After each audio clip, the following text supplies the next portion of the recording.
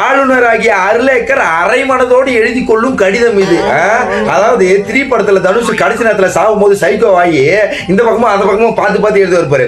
அந்த மாதிரி நம்ம ஆளுநர் இந்த பக்கம் நம்ம மு.க. ஸ்டாலின் ஐயா வந்து ஏன் நிறுத்தியா சொல்லிருப்பாரு. இரியா ஒரு நிமிஷம் அங்க போட்டு அடிக்கிறாங்க. இந்த பக்கம் நம்ம எடப்பாடி ஐயா வந்திருப்பாரு, அந்த பக்கம் பிஜேபி காரங்க வந்திருப்பாங்க. இப்படியே எழுதிருப்பாரு அறிக்கை சி ஜோசப் விஜய் ஐயா அப்படின்னு. நம்ம அருளேக்கர் ஐயா இருக்காரு அப்படி குறும்பு, ஒரே குறும்பு தான் 3 நாளா. அதாவது இந்த டீச்சர் வந்து ஹோம்ஒர்க் எடுத்துட்டு போனா டீச்சர் வந்து இது சரியில்லை பாரு, இதை போய் கரெக்ஷன் பண்ணுவா, இதை கரெக்ஷன் பண்ணுவான்னு 3-4 டைம் அலைய வைக்கிற ஒரு தமிழ்நாடு முதல்வர். சரி.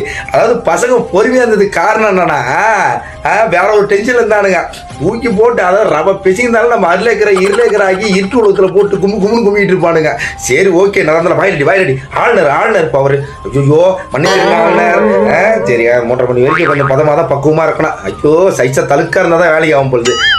என்ன கதனா இப்போ அதெல்லாம் விடுங்க. 3 நாளா ஒரே மைண்டு ஒரு மாதிரி ஆகி போச்சுங்க. என்னன்னா மூளை சுளுக்கு பிடிச்சிச்சு. சுளுக்கு இப்போ சூடாகி போய் சுளுக்கு பிடிச்சதுனால நம்ம கலவர கண்ணிகளையும் நம்ம வெக்கில் வண்டு முருகன் எங்கே இருக்கானுங்க எந்த பொந்தில் பதுங்கிறானுங்க பாருங்க. அப்படியே சுளுக்கு எடுத்துட்டு வருவோம், மூளை சுளுக்கு அப்படியே வந்து எடுத்துட்டு வருவாங்க போலாமா.